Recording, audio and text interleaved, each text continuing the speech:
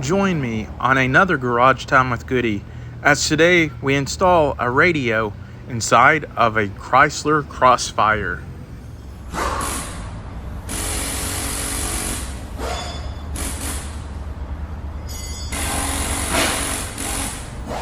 I told you I'd be working on a Chrysler Crossfire. This is a 2004 Chrysler Crossfire. It's a non-convertible, as you can see the roof. Anyways, it's not really going to be that big of a deal what we're doing. We're just going to be changing out the factory radio. I'm going to show you guys how to do that. Now, the way that I know to remove these on the Chrysler Crossfire, you'll see on the factory stereo that there's these two little lines on each side, the left and the right, and they sell these removal tools. I got these from Amazon. It'll say removal tool, and they're going to look like two little keys.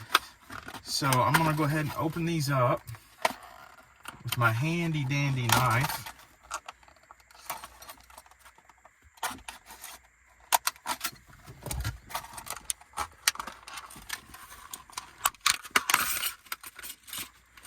And this kit came with these, which I'm not going to use, but this kind of looks like a pair of broken scissors. But anyways, just in case you don't know which way they go in, this says top L, which means top left, and this is top R, meaning top right. And these little points going like this, push it all the way in,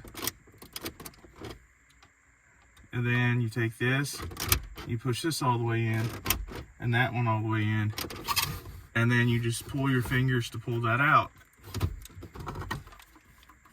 And then on the back, there's two things that need to come unplugged. There's this wiring harness, and it's going to have these plastic tabs right here, and that just unplugs just like that.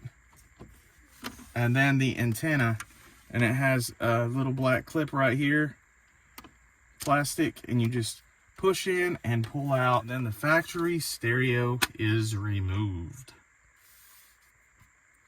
And the reason why I'm changing out the stereo is because it doesn't have Bluetooth or any of the modern entertainment choices that kids love these days. So that's what I'm going to be putting in, is a stereo that supports Bluetooth. A not very expensive stereo, just a run-of-the-mill, non-expensive.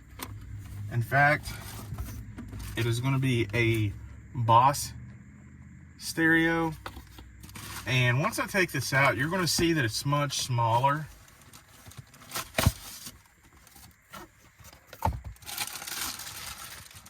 I mean, it's probably going to be like 1/4 the size of the stereo of the original.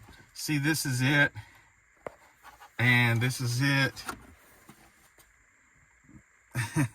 It's kind of ridiculous, but that's pretty much the size difference. Let's see if we can get these keys back out of the stereo.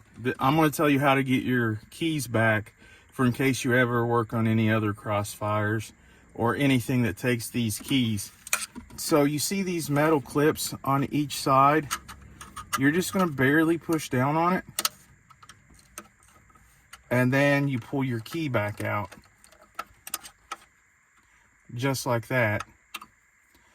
And that's what these keys do, is this is all that's holding it in the first place, is this metal piece.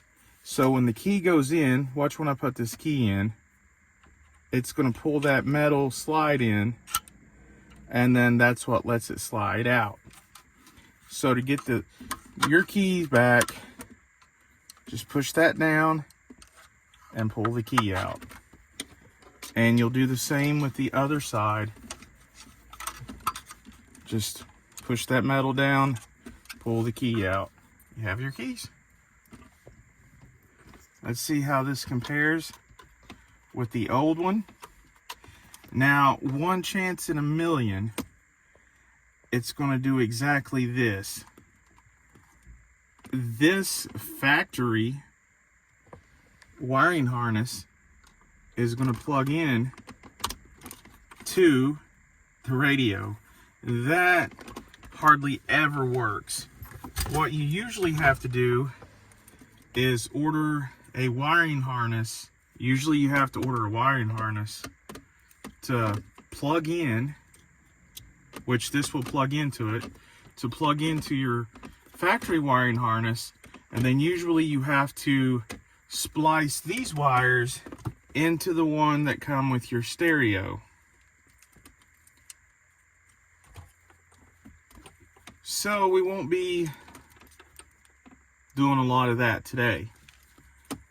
That's if the wiring harness works out fine from the factory.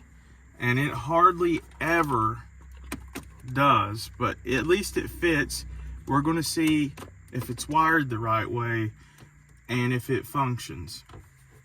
Secondly, one thing we will need is an adapter for the antenna, because as you can see, the antenna hooks up here on the back of this stereo, and the Crossfire antenna plug-in isn't compatible. Something you are going to need for this installation though is the antenna adapter. I got this from Walmart for $10 at Walmart. And what this is a cord that you're going to plug the antenna cord in from the Crossfire. It's going to plug in just like this. You should hear that plastic piece click in. Listen. See, it clicked right in there. And then it's going to convert it over to the regular antenna, and this plugs in to the stereo. You just plug it in. And then we're going to set this in there for just a second and see. We're going to turn the car on and see how this works. Okay, we're going to try to get a radio. Affection to that, and at the same time say we love God and love Jesus Christ. The two are.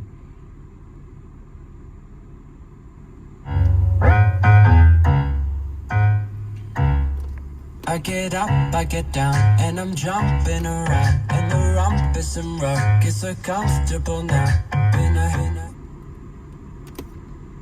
We are going to put this in the cage here so that this won't fall out. Now what I'm going to do to mount this radio in, now that we know it's going to work, is there is a metal cage for a single DIN. And what I did was, what you do is you put a flathead screwdriver and you push that up and push backwards, and you do the same thing on this side.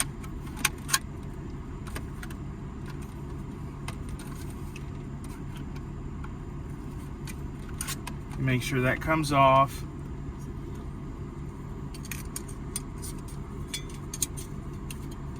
And I'm going to put these wires through here.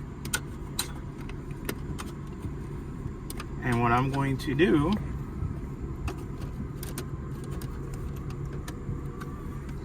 I'm going to make sure that these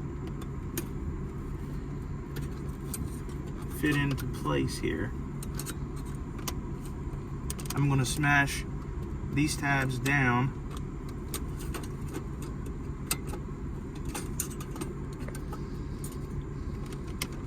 and up.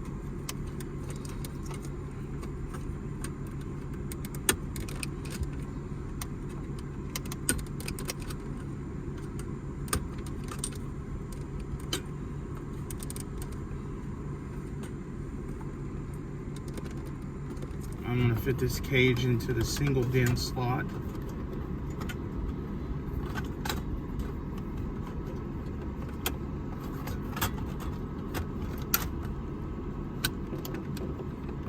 And then should snap in just like this, and it won't come out or anything. So this is what it looks like when it's done.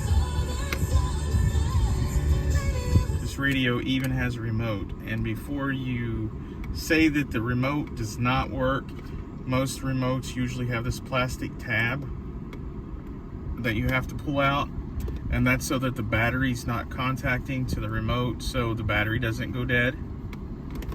And I'm using the remote now to turn the radio on. Now this is how you install a little better stereo into your car, and it doesn't take that long at all.